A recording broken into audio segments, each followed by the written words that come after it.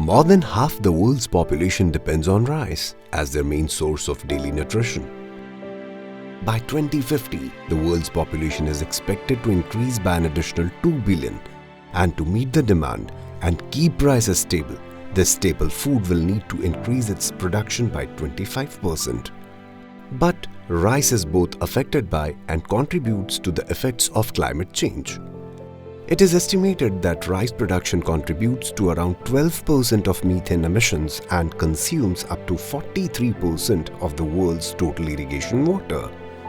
Moving from transplanted puddle rice to direct seeded rice offers a way to produce rice for a growing population in a more resource-efficient and sustainable way. Jasbir and his family in Haryana, who have been farming rice for 6 decades, are making the change for growing transplanted puddle rice to direct seeded rice. Today, Jasbir's farm is a testimony to progress. TSR में अच्छी उपज लेने के लिए सही बीज का चुनाव करना बहुत ज़रूरी है। मैंने अपने खेत में बायर के एराइज हाइब्रिड बीज का चुनाव किया, जिससे मैं बहुत संतुष्ट हूँ। मैं खुश हूँ। फसल पक चुकी है, जैसे हम देख रहे हैं। बालियों का रंग सुनहरा हो गया है, बालियाँ भरी हुई हैं और भारी हैं। मुझे उम्मीद है अच्छी पैदावार आएगी। ये साल किसानों के लिए बहुत मुश्किल था। बेमौसमी बरसात ने किसानों को बहुत परेशान किया। अधिक जल भराव के कारण फसल में फंगस की बीमारी बहुत अधिक आई, लेकिन मुझे DSR करके बड़ी सुविधा रही। मेरे खेतों में पानी नीचे चला गया, लीच डाउन हो गया, परंतु जहाँ पर हमने कद्दू करके जीरी लगाई थी वहाँ पर खेतों के अंदर पानी खड़ा है।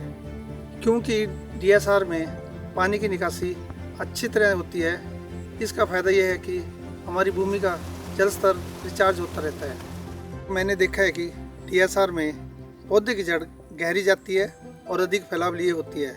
जड़ इससे मजबूत होती है और पौधे में गिरने की समस्या भी कम होती है। DSR में हमारी जीरी 7 से लेकर 10 दिन पहले आ जाती है, इसलिए हमें पराली प्रबंधन में समय मिल जाता है। परंतु हमारी कद्दू वाली जीरी में हम देखते हैं कि हमारी जीरी अक्टूबर के महीने में आती है, जिससे हमें पराली प्रबंधन का पूरा समय नहीं मिलता और हमें पराली को आग लगानी पड़ती है।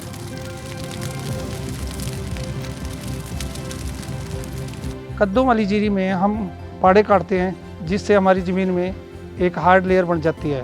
परंतु DSR वाली ज़मीन में ऐसा नहीं है। हमारी ज़मीन की भौतिक संरचना खराब नहीं होती है, जिस कारण हमारी आगे आने वाली फसल भी 10 से 15% अधिक निकलती है। DSR विधि में मशीन से हम 40 से 45 मिनट में खेत की बिजाई कर लेते हैं, जिसमें प्रति स्क्वायर मीटर पौधों की संख्या भी मेंटेन रहती है, जिस कारण हमारा उत्पादन भी अधिक आता है, जिससे हमें अधिक फायदा होता है। फार्म एनालिसिस ऐप बहुत मददगार साबित हुई। ऐप के माध्यम से मुझे सही समय पर सटीक जानकारी मिलती रही, जैसे बिजाई की विधि, खरपतवार नियंत्रण, खाद प्रबंधन, कीट और रोग नियंत्रण, जिससे मैं अपने खेत को सुरक्षित रख पाया। यह मेरे लिए पर्सनल कृषि और बाजार सलाहकार है।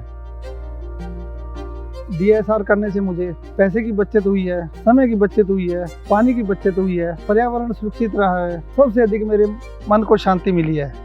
मैं सभी किसान भाइयों से कहूँगा कि वो DSR अपनाएं और खुशहाल हों। धन्यवाद। Jasbir's decision to cultivate direct seeded rice was a leap of faith. Now, with a successful yield, his openness and experience serve as an inspiration not only for his own farming community but for rice farmers all across this vast nation and beyond.